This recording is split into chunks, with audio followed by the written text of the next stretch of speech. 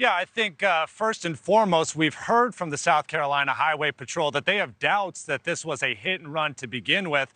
And I'm going to show you why. This is actually the road where Stephen Smith's body was found. You just saw those images, right? The yellow line. This is the location where that body was found. And the Highway Patrol has pointed out a few things which are really, really interesting. First and foremost, there were no skid marks found anywhere here. Number two, there was no vehicle debris, no glass shards.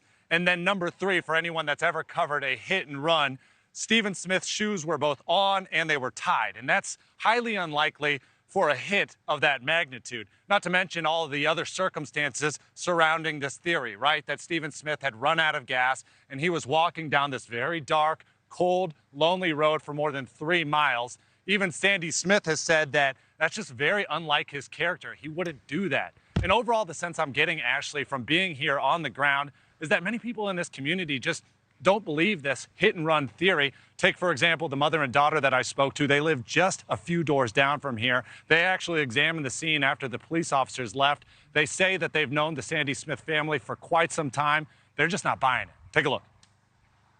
Because nobody deserved that. Stephen, he was a real sweet person. You know, if he could look out for you, he would. You know, my daughter talked about him, you know, quite often. How, you know, he was, you know, used to make him laugh all the time and, you know, real friendly and everything.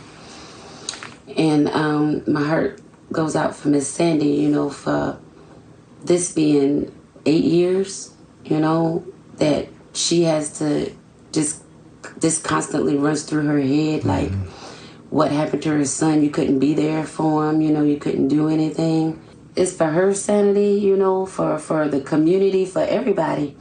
You know, this was an innocent young man who had his life just swept right from under him, you know, in a blink of an eye. For what? For what reasons? And hopefully they could find out some kind of DNA or something. And whoever did this needs to be accountable for it.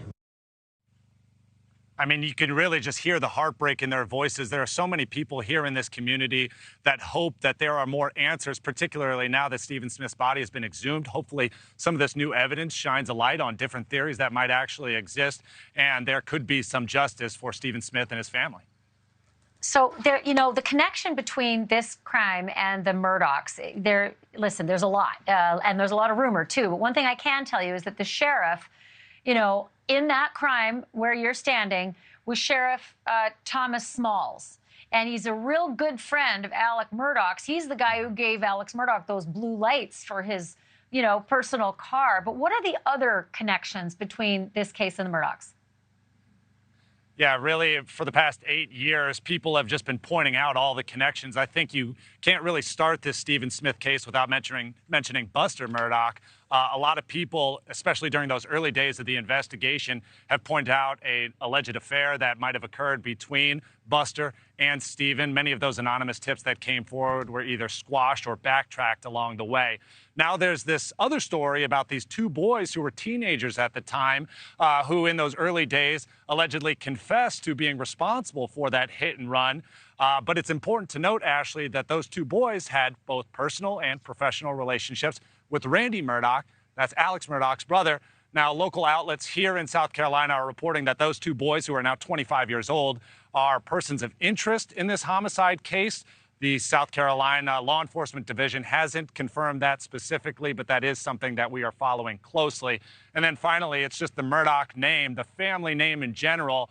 These early reports indicate that the Murdaugh name was mentioned 40 different times when it came to the Stephen Smith investigation. However, none of the family members actually were questioned about it. And it was only recently that Buster Murdaugh came forward and vehemently denied any sort of allegation that he's responsible for Stephen Smith's death at all.